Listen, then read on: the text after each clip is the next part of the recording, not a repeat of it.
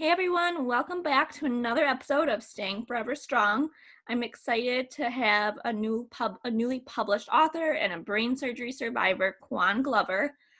He's going to tell us all about his story and how he stays forever strong during crazy times. Hey Kawan, how are you? Thanks for having me. It's wonderful to be here. It's a pleasure to be talking to your audience about my journey, what I've been through, and just having a discussion about what it means to stay strong. Yeah, I'm excited to hear your story. It's a truly amazing one. So, do you want to It can, tell us a little bit about it? yeah, absolutely. It can get a bit lengthy, so I'll give you the abridged version. In 2014, it was discovered I had a mass in my brain called a cavernous malformation.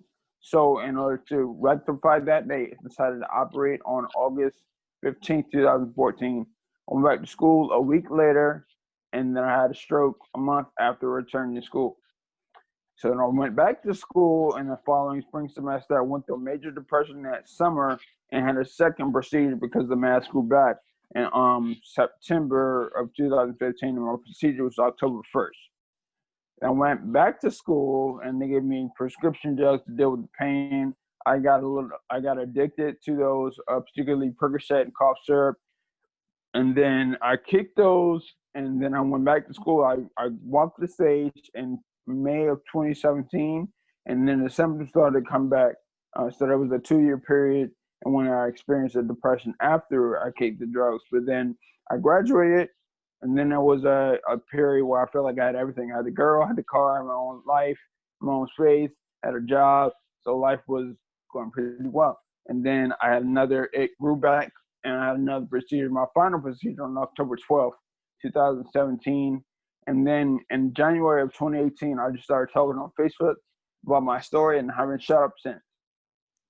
It's amazing. I'm glad you're doing really well now. Um, and that's so great. It's unbelievable how you got to still ended up going through school and everything during all this.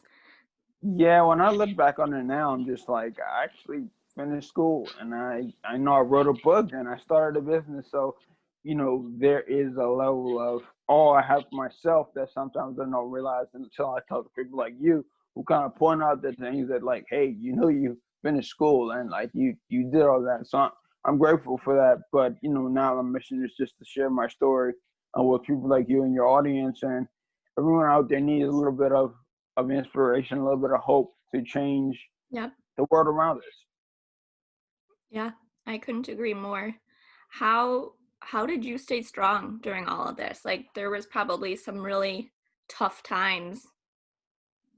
Um, you know, when you do it in isolation, it's really not possible. So it was with a support system and who I had to figure out who I was doing for. I have a sister that's 14 years younger than me, and I just couldn't go out like that, for lack of a better word, and let her grow up with that thought that when things get really tough, you give up. Actually, my book, Favor How Stroke Struggle with Surgery, Help Me Find My Life's Purpose, is dedicated to my sister. And, just the support system and the people around me. And also knowing that I had something greater to live for beyond myself, were a lot of the things that helped me remain strong and helped me remain resilient during this tumultuous time. So I knew I had more to give and I had more to learn, so I wasn't going to give that in. That's amazing, and thank you for sharing your story and your struggles. How what's it like to have a book out? It's it's really strange to look over, like behind me on the poster. It looks like my face, and on my counter there's like my face and my name. So when I put it out into the world, I have to think of it separately. Like, it's not me I'm putting out; it's the book that I wrote, and Mhm. I think I really wrote it really well. But it is sometimes, it's strange to think about. Like, I actually wrote a book, and it's not like a thin piece of paper. It's like Right. 230 pages on paperback. So it's surreal in that I don't often recognize or realize that, hey, you wrote a book, you should give yourself more credit than that. So I have to constantly remind myself. But it is a little bit strange, but it was also like I can do more. So that's what I'm looking for now. Yeah. What was the process like? And how are you doing today, even with everything? The book, that is a writing a book is not an easy task. I think also because it's about my life and experiences. The Yeah. first times I'm looking at it, I just couldn't get through it. I picked it up and put it down, picked it up and put it down.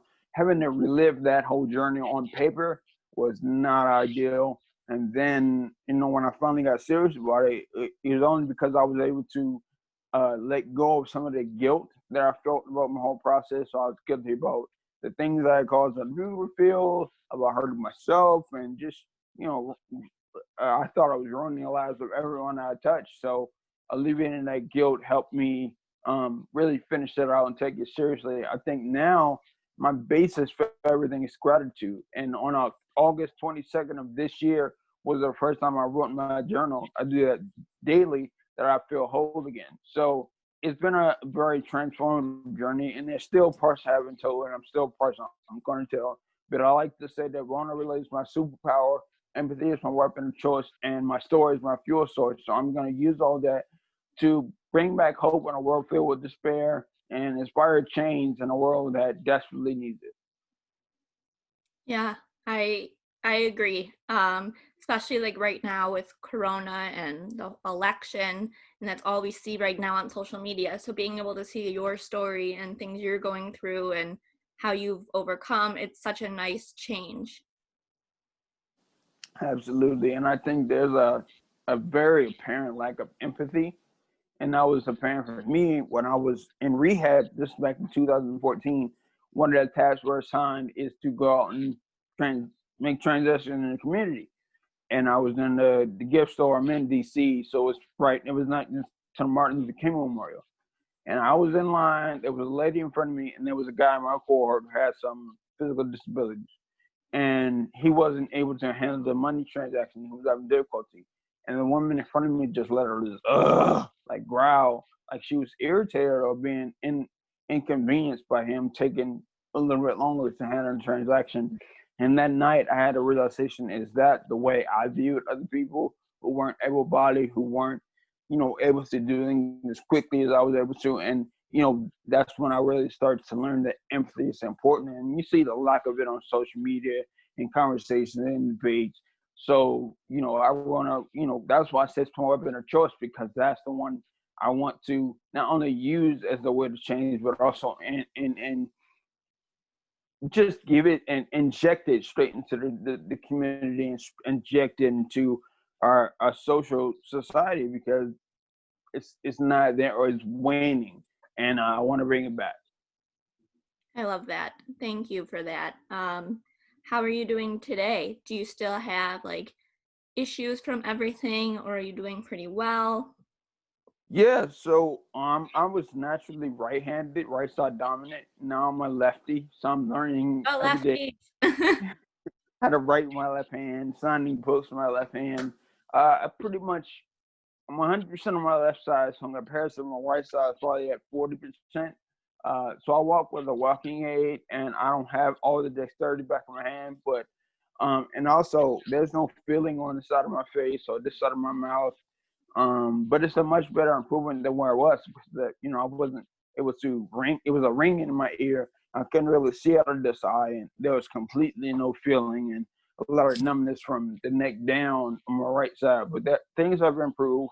Um, so it's still a battle, but I have a routine I stick to every day. I'm constantly, looking for ways to improve. And I also have accepted where I was. I think that was the biggest mental hurdle, because when I was younger, I played football, I ran track, I boxed, so I saw myself as athletic. And then when these things happened to my body, I was just like, this can't be. This is not supposed to be. Like, how can I not be able to do this thing? But now I'm at a point now where, hey, this is where I'm at. But these are the things I can still do, and some of the things I can do better because of my experience. So, times seem dark and uncertain, but there is always light at the end of the tunnel. It's always light. Yeah.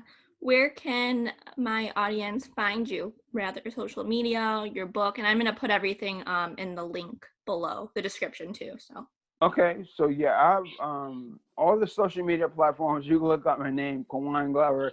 I'm like one of two people in the world with that name, so I'm sure you find me. I'm on Facebook. I'm on Instagram. I'm on LinkedIn. I'm on Twitter. Uh, you can just look up my name literally, and it'll pop up. You can find my book on Amazon.com. I'll send Alexa the link. I have a coaching business as well. I'll send Alexa a link for that if you ever want to see what it's really like to have a coach. Uh, but yeah, like I can be reached by email, overcomeadversitytoday@gmail.com. Again, that's overcomeadversitytoday@gmail.com. There's so many ways to reach me. And if you just find me on Facebook and send me a direct message on Instagram, I'm gonna reply. So I'm not hard to find. Um, but yeah, that the darkest night always comes for the brightest morning, and your morning is coming. So that's my story, and I'm sticking to it. You can find me anywhere. I love that. Well, thank you so much for joining us, and I'm very proud to know you. You have an incredible story, and I can see your strength. And I It's hope been a pleasure and honor to share with your audience. Thank you so much for having me. all right, this was another episode of Staying Forever Strong. We'll see you guys next time. Bye.